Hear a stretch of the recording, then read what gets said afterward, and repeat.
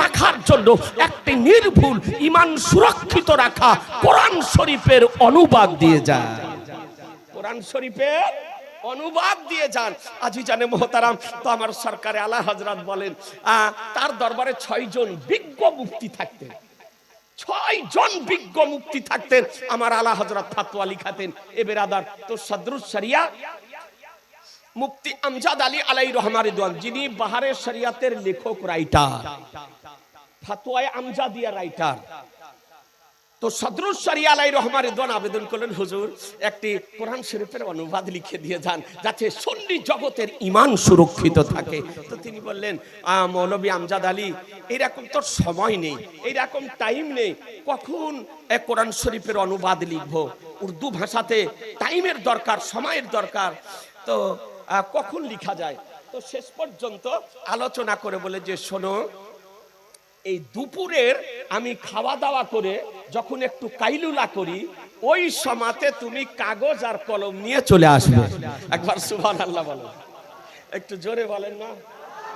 আহা, এই কাইলুলা করাটা হলো নবীর সুন্নাত। দুপুরে খাওয়ার পর একটু রেস্ট নেওয়া, একটু আরাম করা, এটা হলো নবীর সুন্নাত, এতে উপকার। তো বলে যে আমি যে কাইলুলা করি, যে একটু আরাম নিই, বিশ্রাম নিই, এই সময়ে তুমি কাগজ কলম নিয়ে এসো।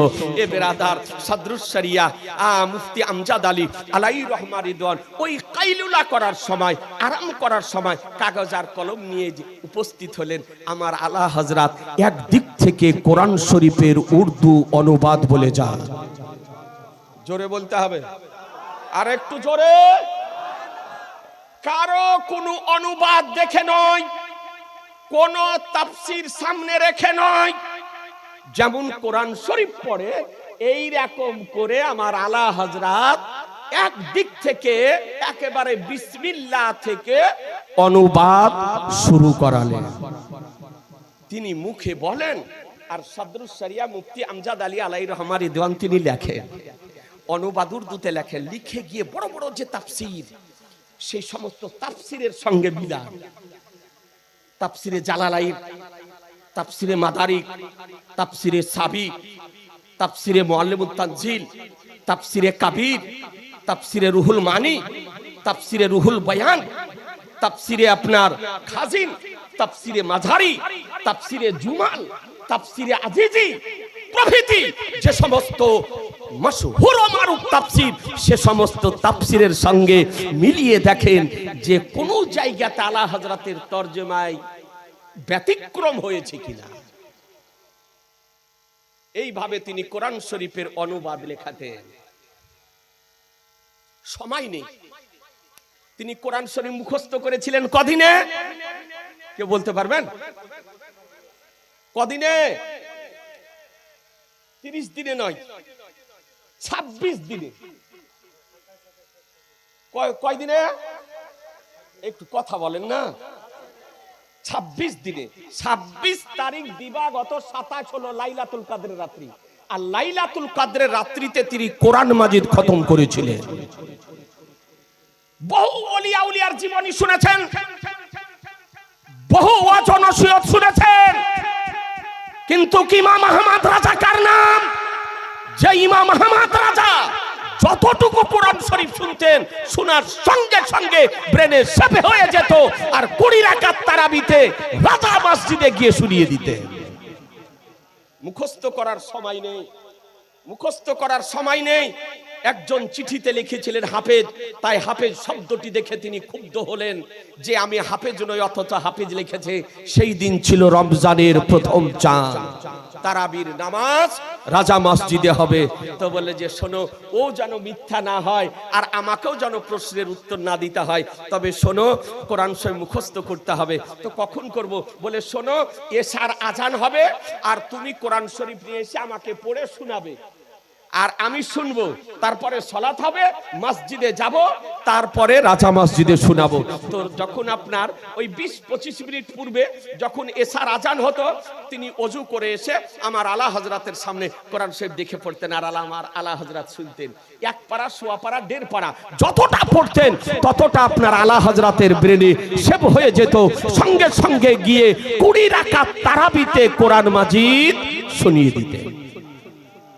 এইভাবে 26 তারিখ দিবাগত রাত্রি, 27 তারিখে সবে কদরের রাত্রিতে আমার সরকারে আলা হযরত 30 পারা কোরআন মাজিদ শুনে শুনে মুখস্থ করে হাফেজ হয়েছিলেন।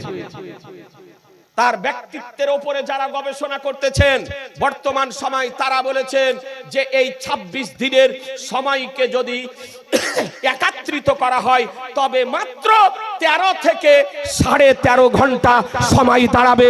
তাহলে বোঝা গেল যিনি 13 থেকে 13.5 ঘন্টা সময়ের ব্যবধানে আলহামদ থেকে নাস পর্যন্ত মুখস্থ করতে পারেন, তারই নাম হলো ইমাম আহমদ রাজা। একটু জোরে, আর একটু জোরে। জানে মোহতারাম, ও সরকারে আলা হযরত এইভাবে কোরআন শরীফের অনুবাদ লিখালেন।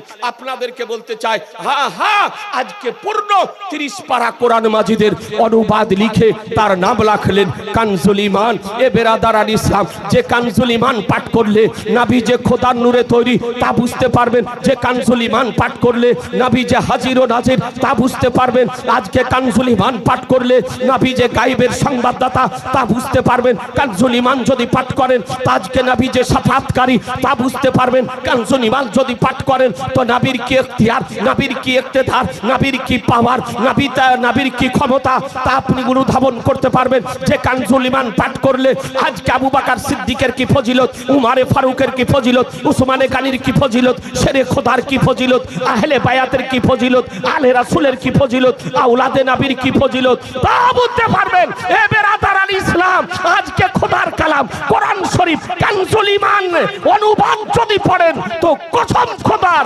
আপনার ঈমান তাজা হয়ে যাবে। মুসলমান ঈমান তাজা হয়ে যাবে।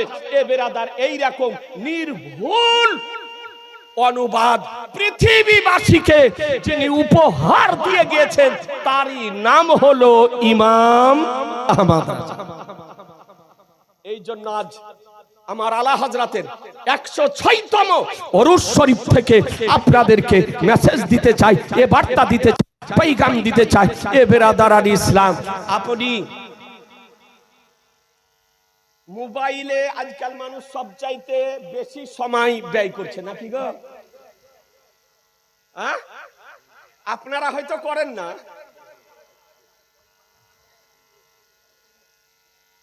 কি 50 বছরের বয়স, কি 60 বছর, কি মহিলা, কি পুরুষ, সব ব্যস্ত মোবাইল নিয়ে। আপনার এমন যন্ত্র তৈরি করেছে আপনার, এ মদের হিরোইনের চেয়ে নেশা বেশি। কেমন করে টাইম পাস হবে ও যে দেখছে ও নিজেও বুঝতে পারে না। আগে চায়ের দোকানে দেখতাম যে বসতো তো এক অপরের সঙ্গে কথাবার্তা বলতো, গল্প করতো। এখন বসছে তো আপন আপন আপনার মোবাইল নিয়ে আপনার ব্যস্ত, কারোর সঙ্গে কারো কথা বলার অবকাশ নাই। বন্ধু তো দূরের কথা, স্বামী স্ত্রীতে কথা বলার অবকাশ নাই। স্বামীর হাতে একটা, বিবির হাতে আর একটা। বিবি দেখছে এক আইডি আর স্বামী দেখছে আর এক আইডি। ই দেখছে ইউটিউব, ও দেখছে ফেসবুক, ব্যস্ত কমেন্ট লিখাতে। জি, স্বামীর সঙ্গে স্ত্রীর কথা বলার সময় নেই, আর বিবির ও স্বামীর সঙ্গে কথা বলার অবকাশ নেই। ঠিক বলছি না বেঠি? আগে রাগারাগি করে থাকলে পারে কষ্ট হতো, এখন রাগারাগি হলে আপনার কষ্ট নাই। বলে তুই তো দেখ, আমিও দেখছি। জি হ্যাঁ, আজ বহু মেধাবী ছেলেদের আপনার ব্রেন নষ্ট হয়ে যেতেছে, চরিত্র নষ্ট হয়ে যেতেছে। কিছু এইরকম যুবক ছেলেদেরকে দেখছি রাত 12টায় 1টায় আর কোনো খেয়ালই নাই, এই করেই চলে যাচ্ছে। কেন করছে গো? ওর সঙ্গে সঙ্গে বডিও হিলছে আপনার। হ্যাঁ, এই দেখুন কি খেলছে, বলছে ফ্রি ফায়ার, তারপরে যে পাবজি, আবজি, হাবজি, কি কি খেলা উঠেছে আপনার, তারপরে গেম খেলা। অনুরোধ করে বলি, এই সমস্ত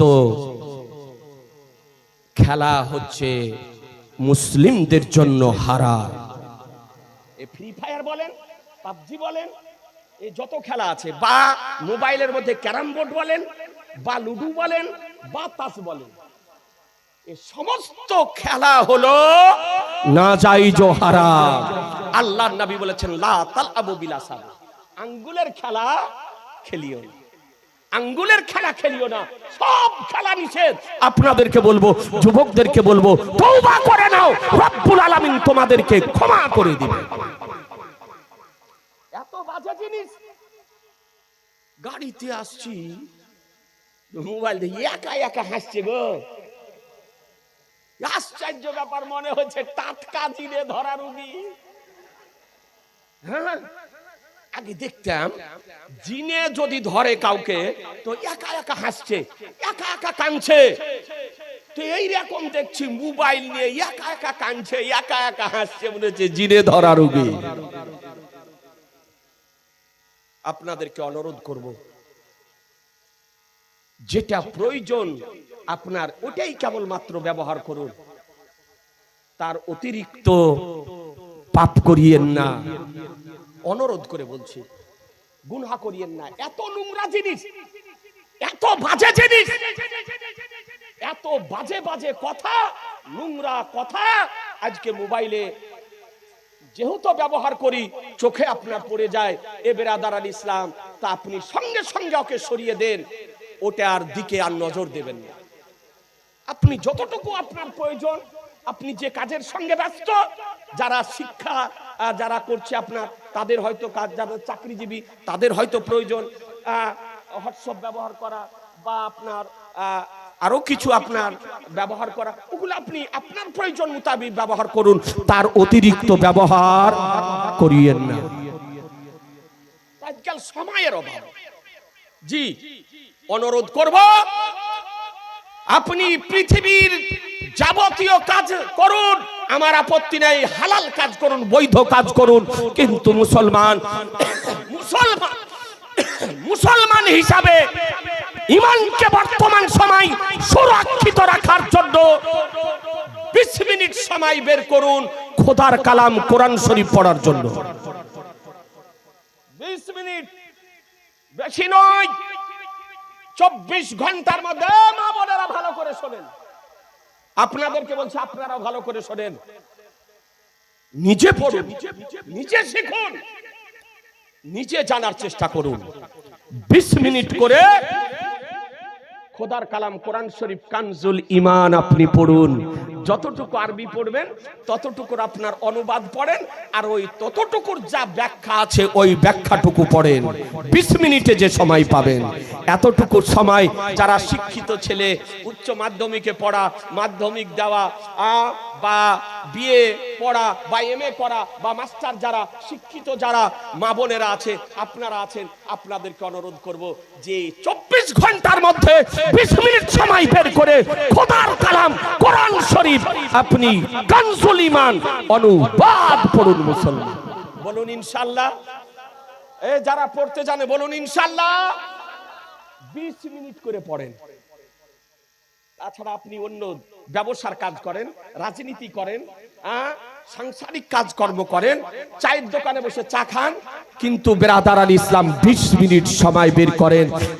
আমি দায়িত্বশীলতার সঙ্গে বলছি, যদি কানজুল ঈমান কোরআন শরীফের অনুবাদ যদি পড়েন আর তার উপরে আমল যদি করেন, তো দেওবন্দি বলেন, তাবলিগি বলেন, জামাতি বলেন, কাদিয়ানি বলেন, ওয়াহাবি বলেন, ফারাজি বলেন, সালাফি বলেন, মওদুদি বলেন, কোন কাদিয়ানি বলেন, রাফেজি বলেন, শিয়া বলেন, কোন ভ্রান্ত মতবাদ জাহান্নামী দলের কেউ আপনার ঈমানকে স্পর্শ করতে পারবে না। মুসলমান, আপনার ঈমান সুরক্ষিত থাকবে। পীর কার নাম, পীর বুঝতে পারবেন। ওলিদেরকে বুঝতে পারবেন, নবীদেরকে বুঝতে পারবেন, ইসলামের আহকাম আর কান আপনি বুঝতে পারবেন। এই জন্য নিজের জন্য যদি কিনতে হয় কানজুল ঈমান কিনুন, বিবির জন্য যদি কিনতে হয় কানজুল ঈমান কিনুন, ছেলের জন্য যদি কিনতে হয় কানজুল ঈমান কিনুন, মেয়ের জন্য যদি কিনতে হয় কানজুল ঈমান কিনুন, জামাইয়ের জন্য যদি কিনতে হয় কানজুল ঈমান কিনুন, ভাইয়ের জন্য যদি কিনতে হয় কানজুল ঈমান কিনুন, বন্ধুর জন্য যদি কিনতে হয় কানজুল ঈমান কিনুন, মসজিদে যদি দিতে হয় কানজুল ঈমান কিনে দেন, মাদ্রাসাতে যদি দিতে হয় কানজুল ঈমান কিনে দেন, মক্তবে যদি দিতে হয় কানজুল ঈমান কিনে দেন, কাউকে উপহার যদি দিতে হয় কানজুল ঈমান কিনে দেন। মুসলমান, আপনাদেরকে বলতে চাই, কোরআন বলল মা আতাকুমুর রাসূলু ফাখুযুহু ওয়া মা নাহাকুম আনহু ফান্তাহু, রাসূল যা প্রদান করেন তা গ্রহণ করে নাও, তিনি যা বারণ করেন তা থেকে বিরত থাকো। আজকে আমার সরকার আলা হযরতের 106তম ওরুস শরীফ থেকে আপনাদেরকে পয়গাম দিতে চাই, ঘরে ঘরে কানজুল ঈমান রাখো। বলুন ইনশাআল্লাহ, জোরে বলুন ইনশাআল্লাহ। একবার দরুদ শরীফ পড়েন, আল্লাহুম্মা সাল্লি মাওলানা মুহাম্মদ আলা আলিহি